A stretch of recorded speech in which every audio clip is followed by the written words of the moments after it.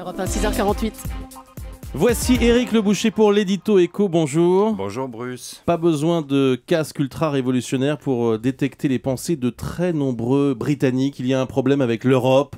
Et la Grande-Bretagne va-t-elle quitter l'Europe? Cette question, même la question d'un référendum, est en train d'avancer et ça inquiète beaucoup de monde, à la fois Washington et le patronat britannique. Oui, in or out. David Cameron, le Premier ministre, doit dire à la fin du mois comment il veut renégocier ses relations futures entre son pays et l'Union européenne. Un référendum sur une sortie, la négociation d'un statut comme la Norvège ou la Suisse pour sortir des 27, mais conserver des relations commerciales.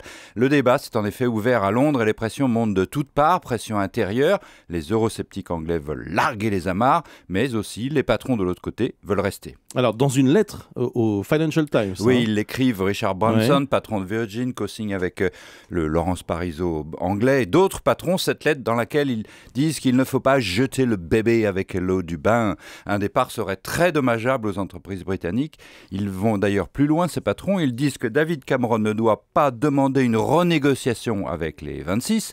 Pourquoi ? Parce que les Européens vont en profiter, ils vont bondir dessus et expulser les Anglais. Ça pourrait être vrai ? Oui, Jacques Delors est favorable à la sortie de l'Europe de la Grande-Bretagne. Michel Rocard dit que De Gaulle avait raison en refusant en 1963 et Pompidou tort en acceptant en 1973. La Grande-Bretagne n'aurait jamais dû rentrer. Tous les blocages de l'intégration viennent depuis toujours de Londres.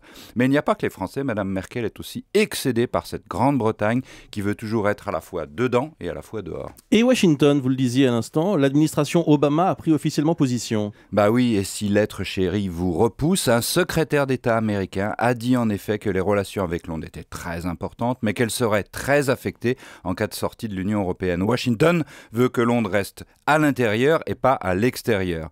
Bref, tout ceci va compliquer la position de David Cameron. Ses concitoyens sont de plus en plus eurosceptiques, mais les intérêts économiques et diplomatiques le poussent à rester. Et puis, les Européens agacés vont demander enfin une réponse claire, in or out. Merci Éric Le Boucher.